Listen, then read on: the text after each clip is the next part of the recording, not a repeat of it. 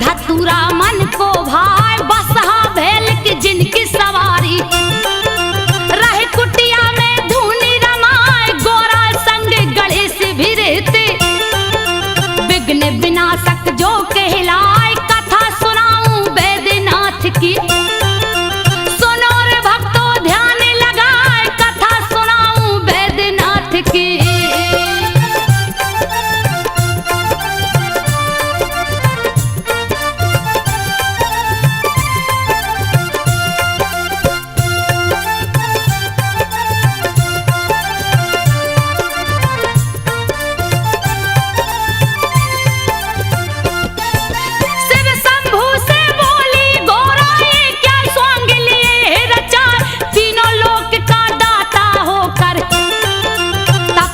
कालिया भेष बनाए सुन के उल्हना तब गोरा की सोने का महल दिया बनवाए गृह प्रवेश करने को शिव जी विश्वेश्वर को लिया बुलाए रावण जिसका बेटा लगता के कसी जिसकी पत्नी कहाए विश्वेश्वर के संग के कसी स्वर महल में गई समाए पूजा का जब हुआ समापन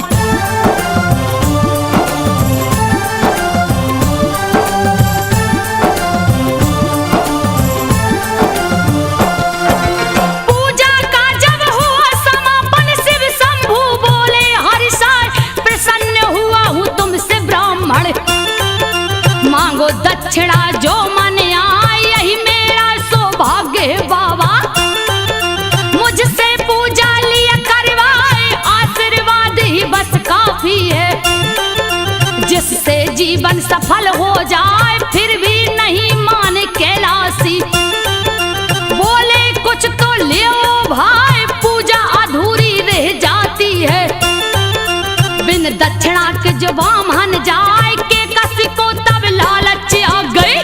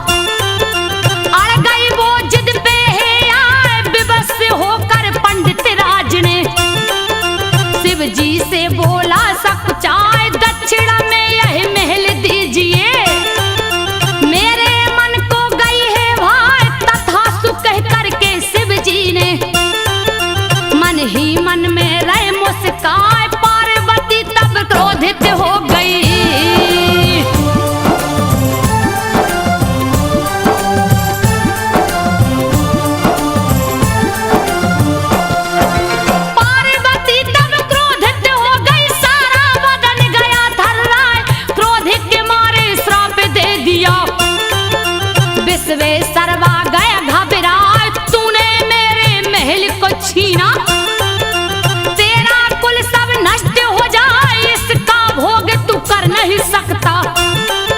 चैन न इसमें लेने पाए के कसी रावण को उकसाई।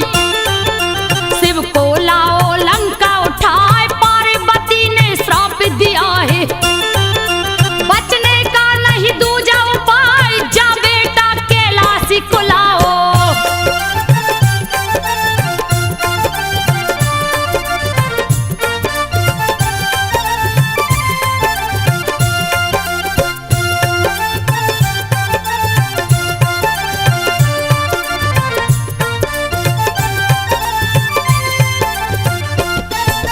जा बेटा कैलाशी को लाओ, नहीं तो लंका ध्वस्त हो जाए।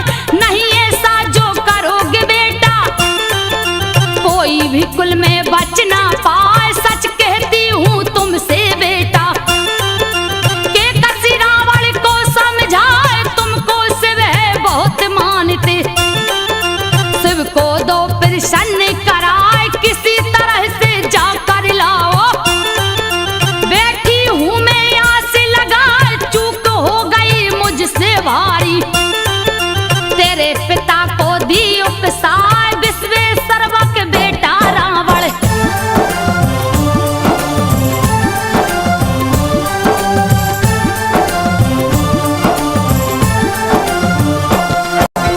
विश्वेश्वरवा का बेटा रावण, जिसकी भक्ति कहीं न जाए। निस दिल शिव का पूजन कर लंका से कैलाश को जाए। एक दिन रास्ते में नारद ने मति रावण की दियो घुमाए। बोले नारद जब रावण से, लावो शिव को लंका उठाए। अजर अमर हो जाओगे तुम। बात गई रावण को भाई, जा पहुंचा कैलाशपुरी में। शिव शंभू का ध्यान लगाए, शिव शंभू थे ध्यान मगन में।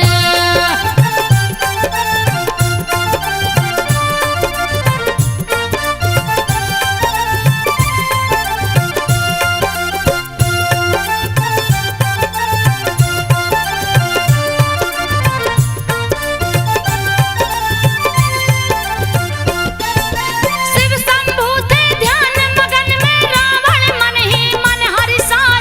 ऐसा मौका नहीं मिलेगा, क्यों ना लूं कैलाश उठाए। रखूंगा जाकर लंकापुरी में, फिर शिव जी को दूंगा जगाए। सोच के ऐसा सब रावण ने कैलाश पर्वत लिया उठाए। हिला कैलाश ओ शिव जी डोले, दिया रावण ने हाथ लगाए। ध्यान भंग हुआ शिव शंभू का, तब जंघा से दियो दबाए। दब गया दोनों भुजा रावण का।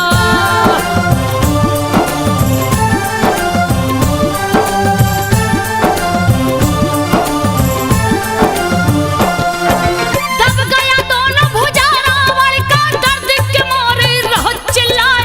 वहीं पे नारद जी आ पहुंचे, नारायण का ध्यान लगाए। क्रोध में आके रावण बोला, नारद कोई खोजो पाए। नारद जी तब हंस कर बोले, शिव जी का लो ध्यान लगाए। शिव के कोप से शिव ही बचाए। दूजा नहीं है कोई उपाय, कैसे करूं मैं पूजा शिव का। दोनों हाथ फंसा मेरे हाय, पूजा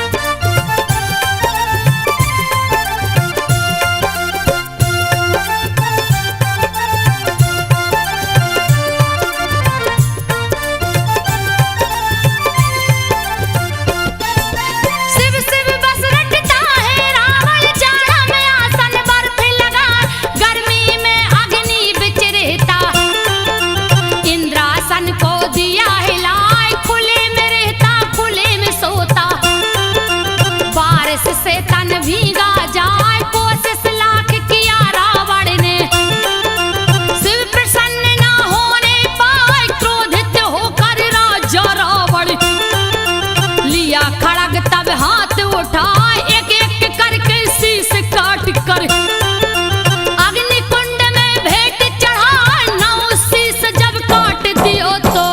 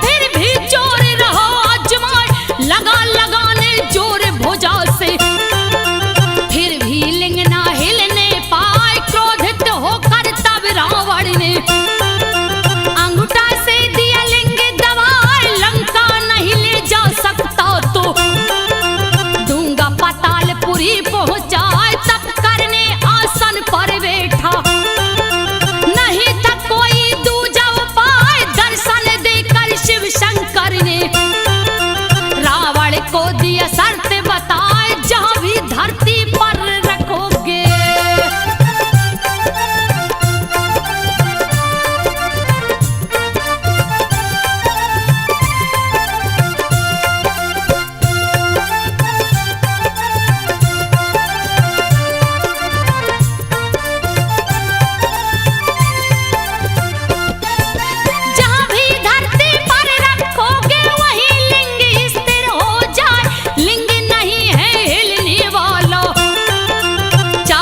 जितना जोर लगा लौट जाओ अब लंका रावण। दूजा नहीं है कोई उपाय, मेरी आराधना जहां करोगे मन वांछित वर प्राप्त हो जाए। रावण लौट गया लंका को, सारे देवता गए हर्षाए। शिवलिंग को स्थापित करके बैजू को दिए भक्त बनाए। देवता गण बैजू से बोले,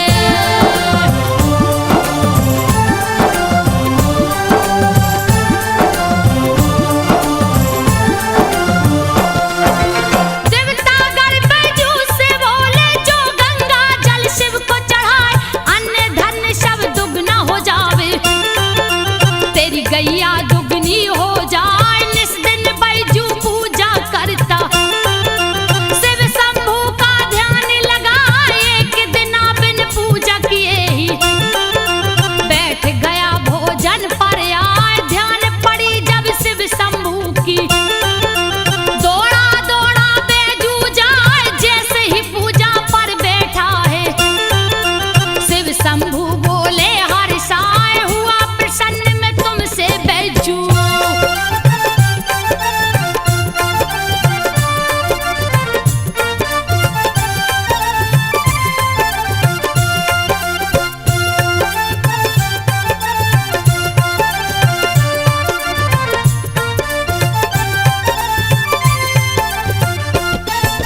हुआ प्रसन्न मैं तुमसे बैजू, मांगो वर जो दिल में आए। ऐसा वर दो मुझको बाबा, मेरा नाम अमर हो जाए। यो मत शिव जी बोले हैं। बैजू मन ही मन मुस्काए, पहले बैजू नाम तुम्हारा, पीछे नाम मेरा जुड़ जाए। युग युग तक यह पावन धरती बैजनाथ का धाम कहाए। होनी तो होकर रहती है, लेख कर्म का मेट न पाए। राज छिपा एक और है इसमें,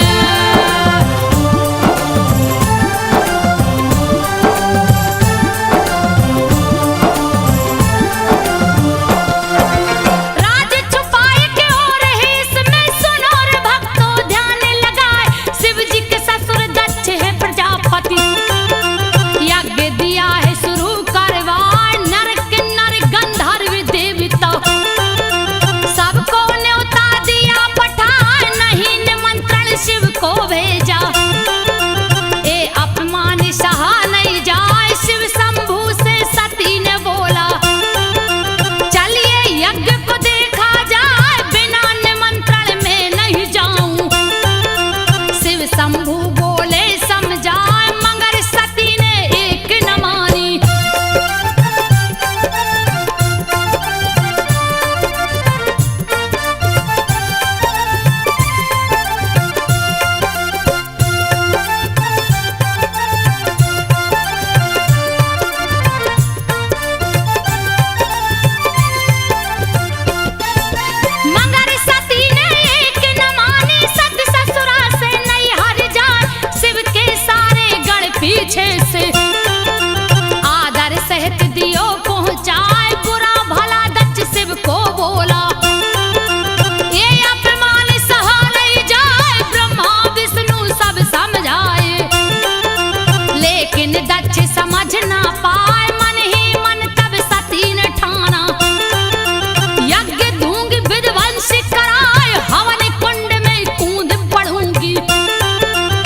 इस तन को अब दूंगी जलाए, कूद पड़ी तब हवन कुंड में।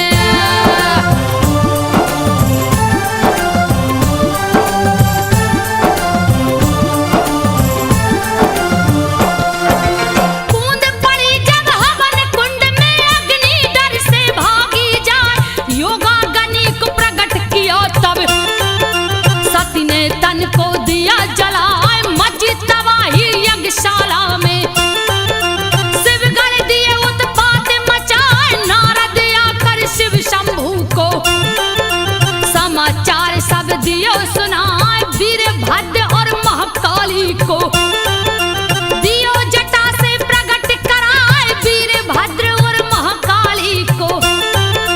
शिव जी दल बल सहित पठाए, यज्ञशाला रणभूमि बन गई।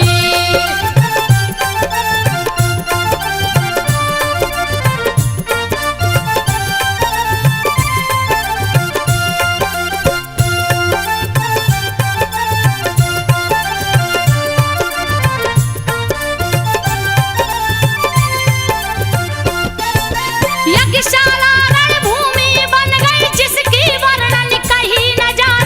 काले लगा प्रत्यक्ष नाचने, दक्ष की सेना भागे पराए, शिव के गढ़ सब क्रोधित हो गए। यज्ञ का दिए नाम मिटाए, माया में बसीभूत शिव ने सत्य के शव को लिया उठाए। मोह भंग होके से शिव का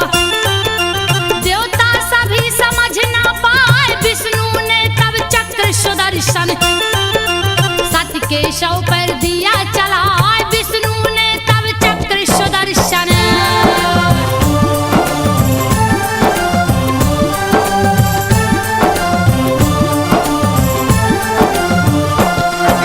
शिव ने सती के शव को देखा, हाथ लिए त्रिशूल उठाए।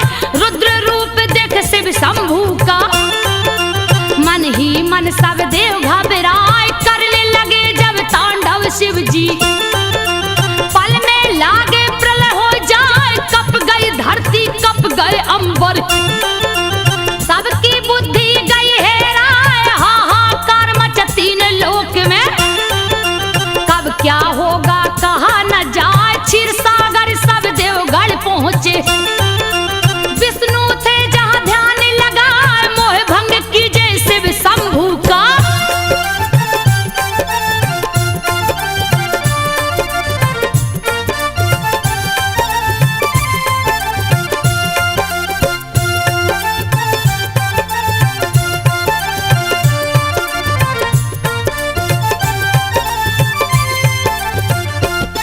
तो मोह भंग कीजे शिव शंभू का। तीजा नेत्र कहीं खुल जाए, जल जाएगा धरती अंबर। जल्दी कीजिए कोई उपाय, बादल गरजे बिजली चमके। हवा बहन लग साए साए, आंधी तूफान ओला वृष्टि से। सृष्टि कहिए ढक ना जाए, सुन के चक्र सुदर्शन धारी। देखा शिव को ध्यान लगाए, गगन में देखा शिव शंभू को। विचरत सती के सबे उठाए, गगन में देखा शिव शंभू को।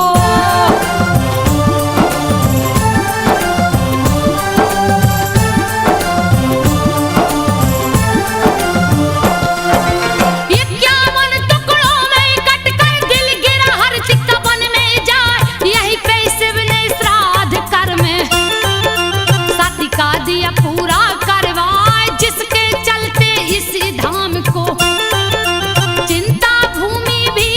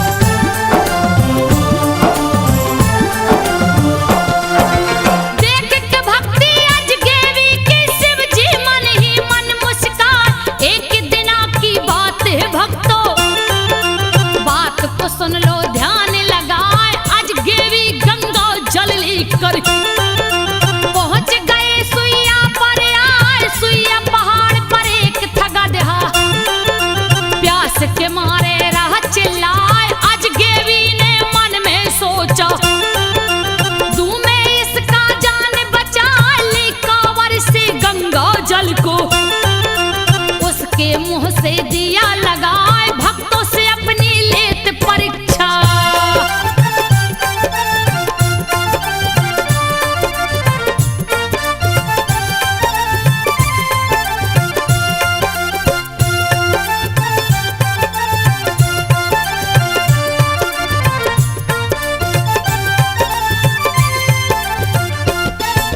भक्तों से अपनी लेत परीक्षा, शिव शंभू तब हुए सहाय।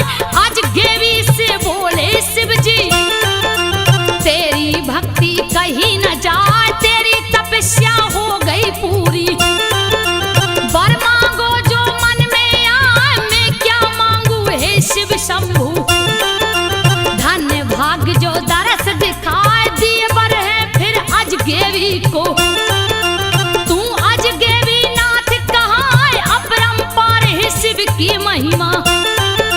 सुनो रे भक्तों ध्यान लगाए, अपरंपार है शिव की महिमा।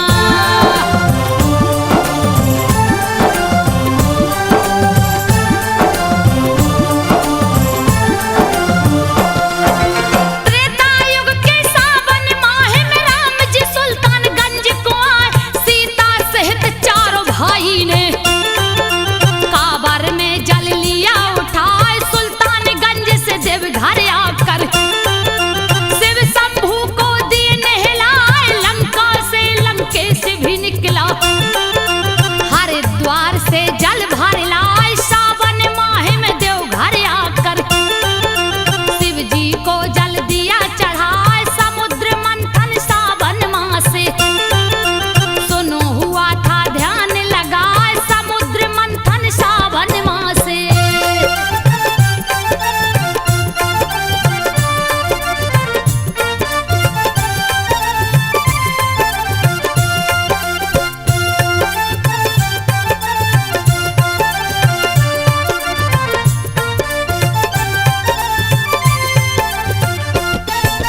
चौदह रत्न निकल कर आया, जिसमें 13 गया बता।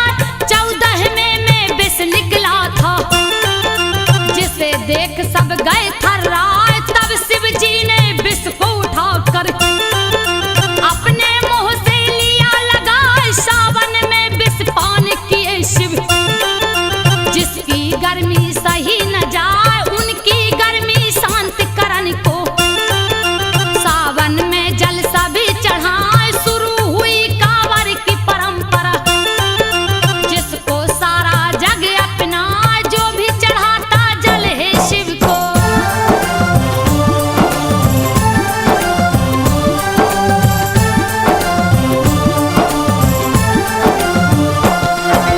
बड़ी विभीषण काल पड़ गया, प्राणी त्राहि माम चिल्लाए। तपने लग गई धरती माता, कहीं ना पानी दिखने पाए। पेड़ पौधे सब सूखन लागे, कोप सूरज का बढ़ता जाए। धरती के सारे प्राणी तो भूख के मारे गए घबराए। व्याकुल होकर भक्त वासुकी लिया हाथ को डाल उठाए। चीरने लगा धरती का सीना, कंद मूल ना दिखने पाए। फिर भी हार न माने वासुकी।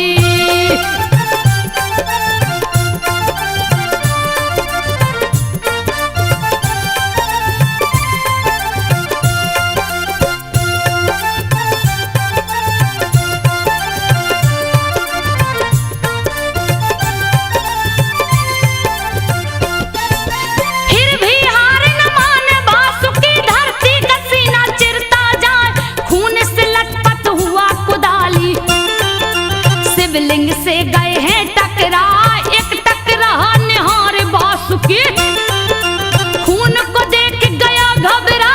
चूक हुआ मुझसे ये कैसा, मन ही मन वह रहा डरा। लगता है कोई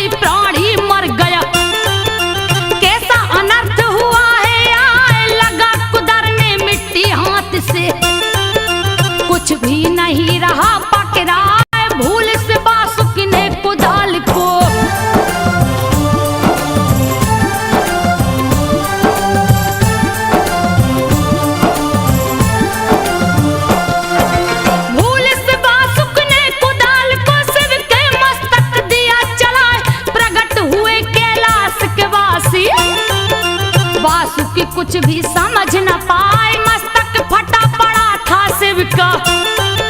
देख के भक्त गया घबराए, डर के मारे थर थर कांपे। कुछ भी उसको समझ न आए, प्रकट हुए कैलाश के वासी। वासुक से बोले मुस्काए, मांग लो वर जो चाहो बेटा, जो भी तेरे मन में आए, हे प्रभु जी अकाल मिटा करे।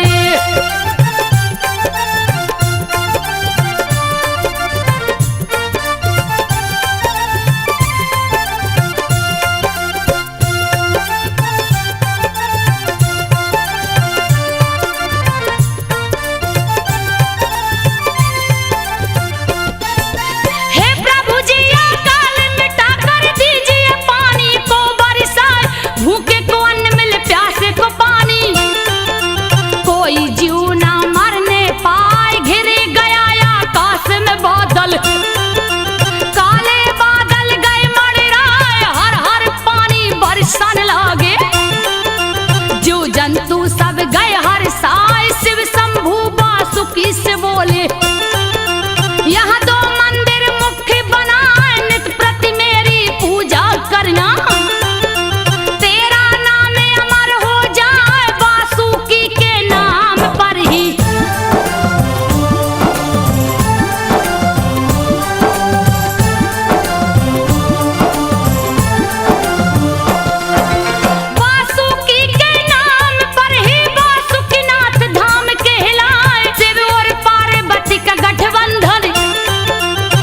शिवरात्रि को हो जाए, शस्त्रों की पूजा भी इस दिन ही करते हैं सब पंडाया। शिवरात्रि में जो शस्त्र को छूता, उसका देते कष्ट मिटाए, भगवा वस्त्र को धारण करके भक्तों शिव को पूजने जाए, बोल बम उच्चारण करके। नंगे पांव कंवरिया जाए, इस मंत्र के उच्चारण से।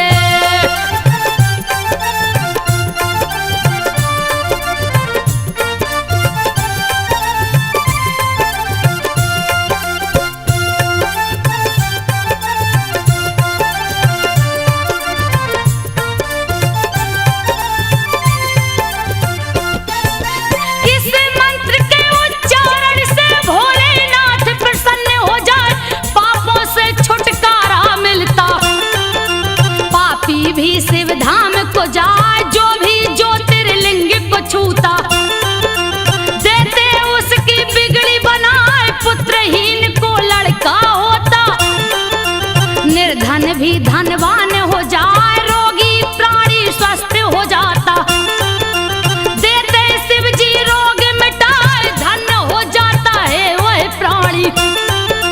जो भी कांवर शिव को चढ़ाए, अश्वमेघ यज्ञ का पुण्य होता।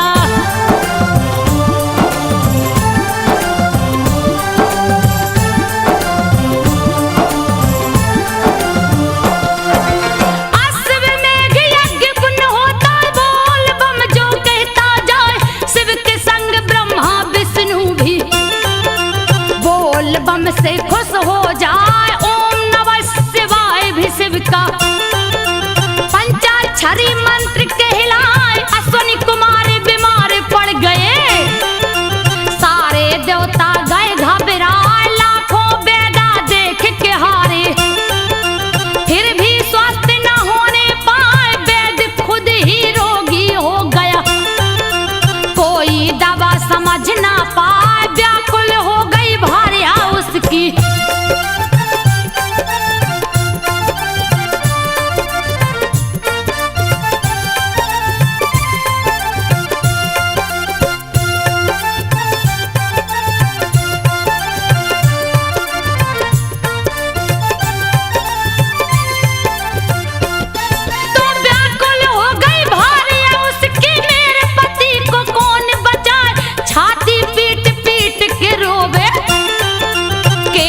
धुन के रही चिल्लाए, जा पहुंची बैद्यनाथ धाम को। शिव जी आसन जहां लगाए, सर को झुका के शिव से बोली, लीजिए पति की जान बचा, थक हार गई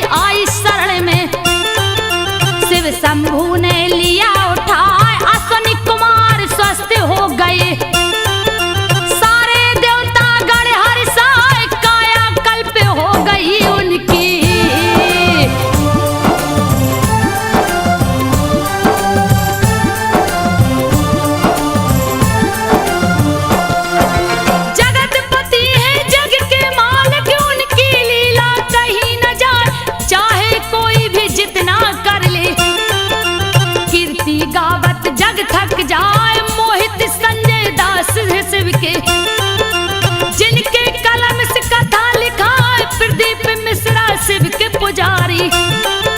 शिव को अपने दिल में बसाए दिलीप सिन्हा भक्त भोला के। कावर ले दो घर को जाए संजू बघेल जगावेगा था। शिव शंभू को शीश झुकाए संजू बघेल गाथा गावे। शिव शंभू को शीश झुकाए। सुन लो भक्तों ध्यान लगाए संजो शिव